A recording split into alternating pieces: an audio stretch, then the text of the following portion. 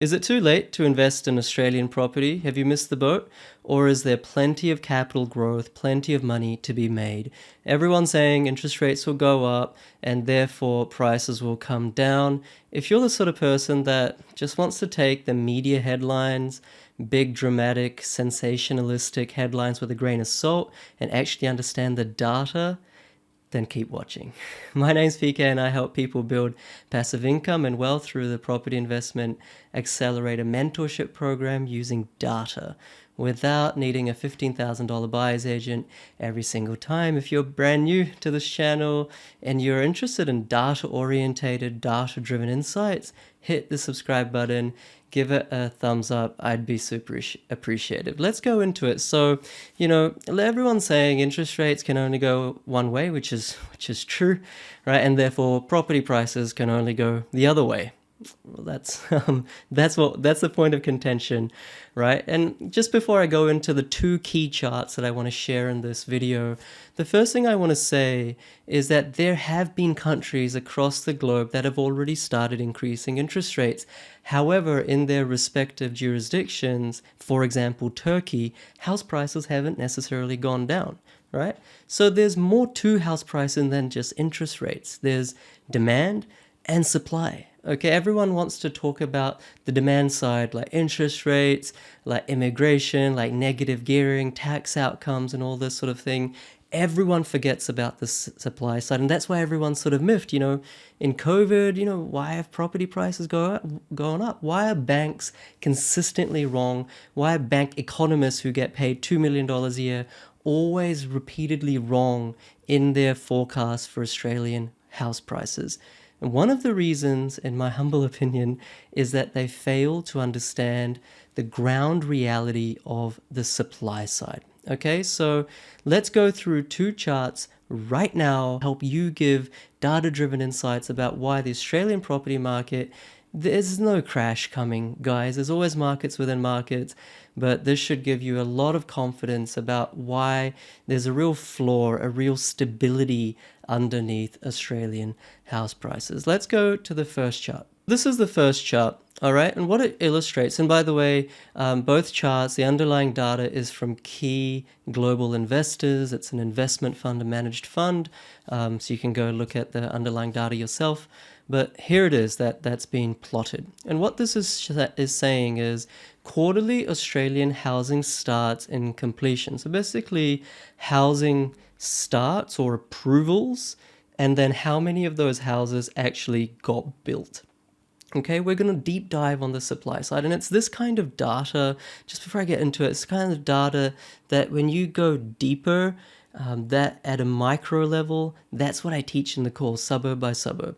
But let's go through this, and you can see here that generally speaking, the starts, the approvals, when a developer comes along who wants to build a house, that's that blue line. You can see that in the last property boom, 2012 to 2015-ish, at the same time as the boom was going on, starts increased and completions increased. So there was then much more supply in Australia of houses in and around 2015, 2016 than there was at the start of the boom around 2012. In fact, you would say from 35,000 a quarter up to about 60, almost double. That's a pretty big deal. So demand increased, right? A boom occurred, especially in Sydney, Melbourne, and then supply increased. Therefore, the boom finished, right? Makes sense, right? And then there was a bit of a correction.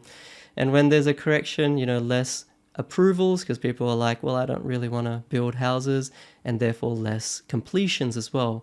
Same this time, the property boom in earnest started late 2020, and you've got this huge spike in starts, mostly this time, driven by government policy, new first home buyers, grants, they subsidized the building of houses. You remember what happened, right? So all these people, they applied and got those grants and wanted to build a house. But what we see here is that completions never really went up that much. And the key reason for that is building costs are just through the roof. All right, building costs have been rising 20% per annum, almost even before COVID. Now that's because of bottlenecks globally. Timber's not able to come into Australia as freely, therefore prices have gone up, steel prices have gone up. We've talked about this before. So all of these approvals have been approved by local councils, but none of these, or not many of these houses, have actually been built. Okay? And so what you find is that demand is still incredibly strong. We've gone through and are going through a property boom. However, supply side hasn't really gone up. Okay? Of course, at some point it will. Much of these approvals will never eventuate because economically it just doesn't make sense to build anymore, given that build costs have gone up 40-50% in the last 3 years. But let's say even if half of them do get approved and this yellow or orange line comes up to here, it's going to take 2, 3, 4 years for that to occur, especially with the Russia crisis now, imports and trade. It's just everything's made more difficult. So the supply side will take time to come on board. Okay, if the supply side followed this huge rise in starts, approvals, then supply would have gone up really quickly and the boom would have finished by now. But it hasn't. It's carrying on, definitely outside Sydney and Melbourne, which is really the next phase of the boom now. So that's the first chart I wanted to show. This is kind of more advanced property investing or property understanding, but I hope you guys are vibing with it. And the second and last chart I wanted to show you is the cumulative Australian excess housing supply.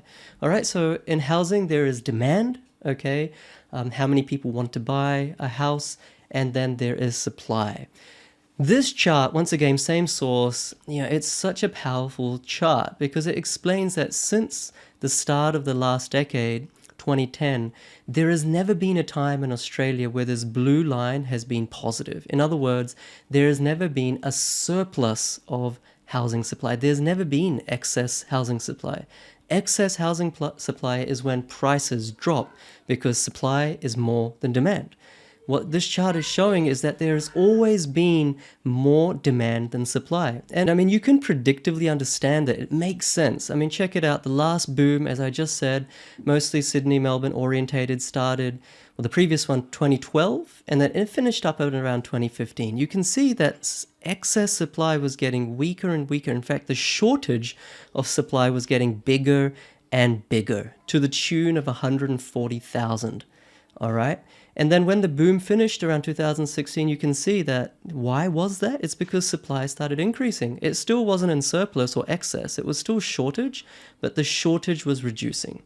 All right. And if you're a keen property investor, you know that whilst property prices weren't booming in 2019, it was really towards the end of 2019 when a lot of Sydney and other parts of Australia started rising again. Okay. And you can see that perfectly correlated with, just before I make that point, people think the Australian boom started because of COVID. Actually, it was already starting at this point. People who bought in Penrith, Blacktown, other places, Liverpool and Sydney, that your suburbs, even in 2019, had gone up $50,000, $100,000. So this price rise had started in 2019. And once again, that can be explained by the supply shortage becoming bigger and bigger.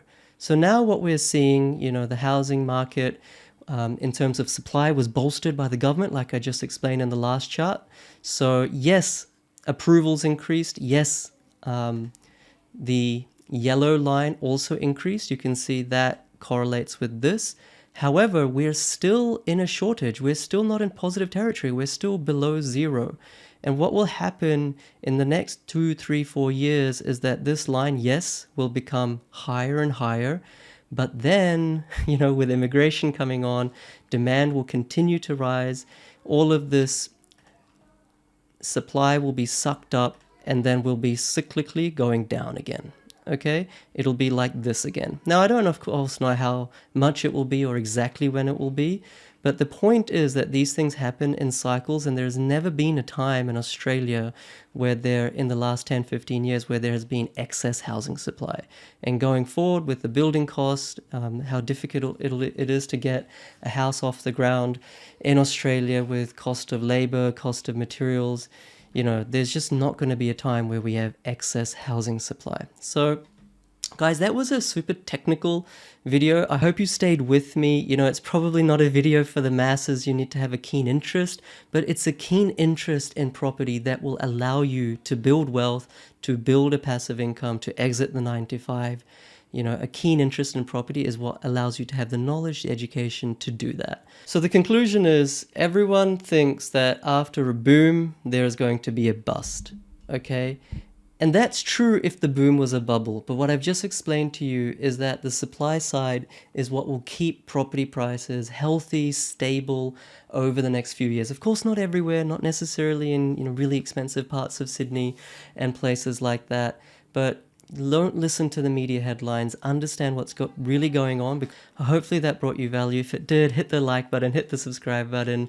And in the comments below, I'll leave links to my Facebook group, more than 13,000 people there, my podcast, so you can really take things to the next level, right? Anyone can do it. You can do it. And most people, even professionals, don't go into this level of detail. We do. And I'll leave a link below as well to the Property Investment Accelerator Mentorship Program. So you can really, you know, grab the bull by its horns and take your financial happiness to the next level. All right, guys. My name's Fike. Thank you so much for always being with me. Take care. Bye.